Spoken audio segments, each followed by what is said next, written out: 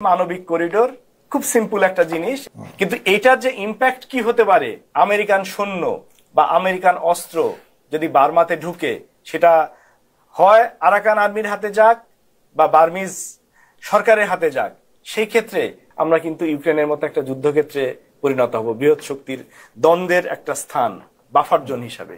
সেই ক্ষেত্রে বাংলাদেশের অস্তিত্ব সংকটে পড়বে। সরকারকে ওপেন করতে হবে যে আসলে মানবিক করিডোর কি, চিটাগাং পোর্ট যে আমরা দিচ্ছি সেটার কি কি শর্তে দেওয়া হচ্ছে। বার্মাতে যে কোনো অস্থিতিশীল পরিস্থিতি যদি বাংলাদেশের মাধ্যমে সৃষ্টি হয়, সেই ক্ষেত্রে চায়না কিন্তু আমাদেরকে ছেড়ে দিবে না।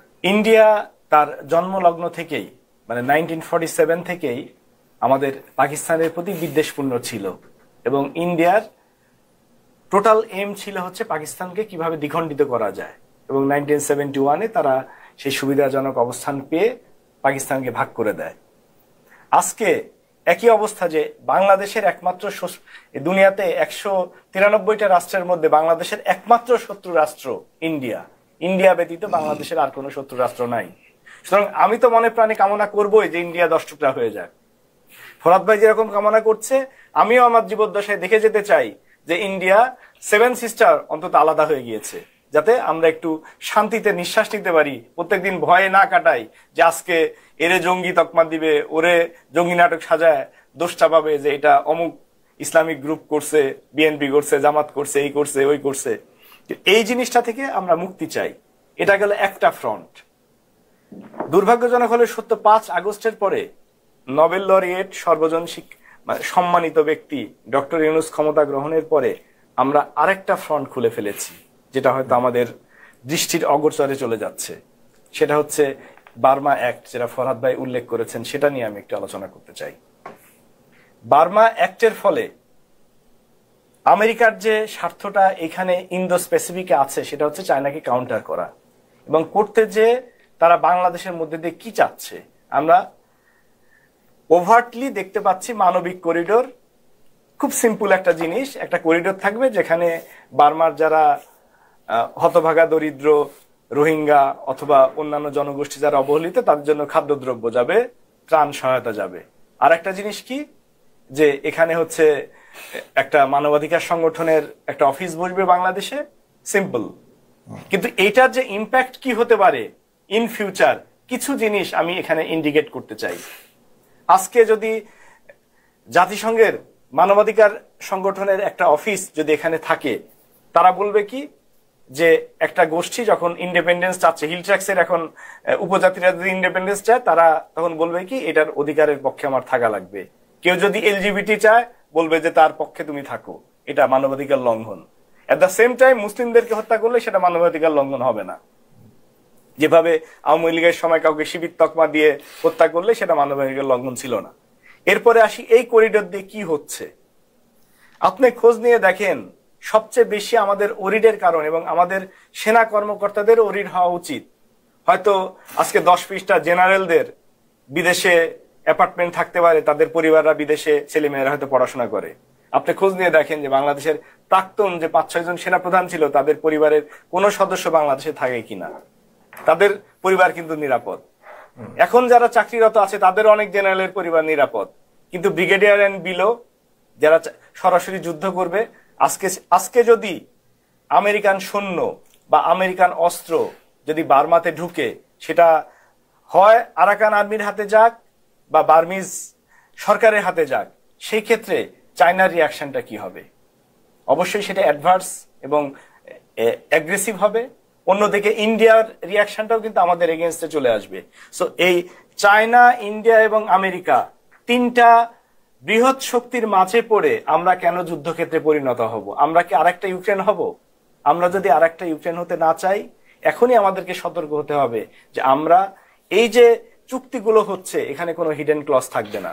সরকারকে ওপেন করতে হবে যে আসলে মানবিক করিডোর কি, চিটাগাং পোর্ট যে আমরা দিচ্ছি সেটার কি কি শর্তে দেওয়া হচ্ছে।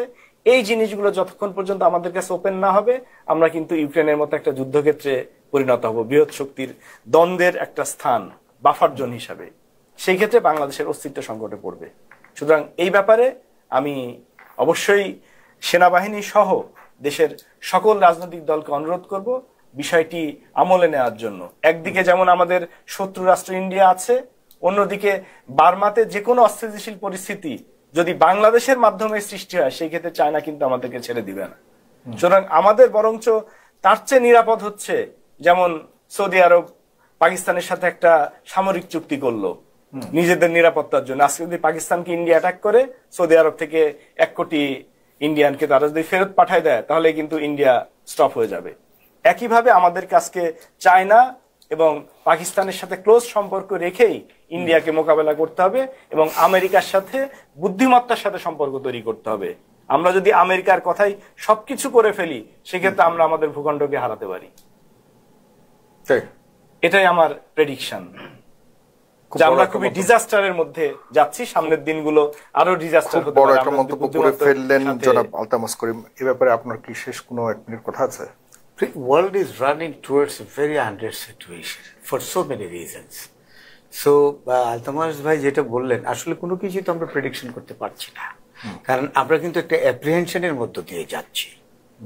আপনি একটা জিনিস খেয়াল করবেন যে আপনার 2020 সাল থেকে পৃথিবী কিন্তু আস্তে আস্তে অস্থিরতার দিকে যাচ্ছে, এবং এই অস্থিরতার পেছনে কিন্তু অনেকগুলো কারণ আছে। আরেকটা জিনিস হলো কি, মানে বিশ্ব ব্যবস্থা কখনো স্ট্যাটিক থাকে না, এটা চেঞ্জ হয়। ডিপ্লোমেসি চেঞ্জ হয়ে যাচ্ছে, এবং দেখেন ডিপ্লোমেসি যে পুরো চেঞ্জ হয়েছে, ডিপ্লোমেসি কিন্তু অনেক ক্ষেত্রে ডিপেন্ড করে আপনার একটা দেশের জিওগ্রাফিক্যাল লোকেশনের উপরে, ভৌগোলিক অবস্থান। আপনি জানেন আমেরিকাকে কোনোদিন আমেরিকা কোনোদিন পাকিস্তানকে ছেড়ে দিবে না, মানে দূরে সরিয়ে দিবে না। আমি যদি আজকে এই কথাটা বলি, তাহলে অনেকে আমাকে ভুল বলছে। পাকিস্তানের, আমি শেষ করি, পাকিস্তানের, এটা আমি আসছি আপনি যে প্রশ্নে বুঝতে পেরেছি, পাকিস্তান যে রাষ্ট্রটা, এই রাষ্ট্রটাকে কোনোদিন ছাড়বে না। প্রয়োজনে আমেরিকা ভারতকে ছেড়ে দেবে। এখন আমাকে প্রশ্ন করেন কেন, তাহলে আমি উত্তর দিই। ওটার কি কারণ? এটা কারণ আছে, কারণ পাকিস্তানের যে location is very strategically important to the United states of America, because of the border having with because of the border having with Afghanistan, having with Iran. ইন্ডিয়ার কি আছে বর্ডার?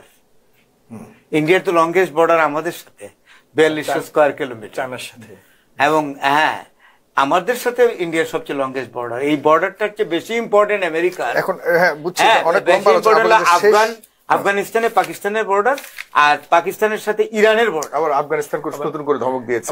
তাইলে এখন আমি আপনার কাছে লাস্ট সাথে একটু অ্যাড করি যে বিষয়টা হচ্ছে যে ভাই যেটা বললেন, যে আপনি দেখেন 1971-এ বাংলাদেশে যখন লিবারেশন ওয়ার হলো, তখনই কিন্তু আমেরিকা পাকিস্তানের পক্ষে ছিল, চায়না এবং আমেরিকা বোথ। ইন্ডিয়ার পক্ষে ছিল হচ্ছে রাশিয়া, এখন সেই সময়কার সোভিয়েত ইউনিয়ন। এখন দেখেন ইন্ডিয়া কোন অবস্থাতেই সোভিয়েত ইউনিয়ন বা রাশিয়াকে ছাড়বে না। আর রাশিয়া যতক্ষণ ইন্ডিয়ার পক্ষে আছে, ইন্ডিয়ার পক্ষে কিন্তু আমেরিকা পুরোপুরি থাকবে না।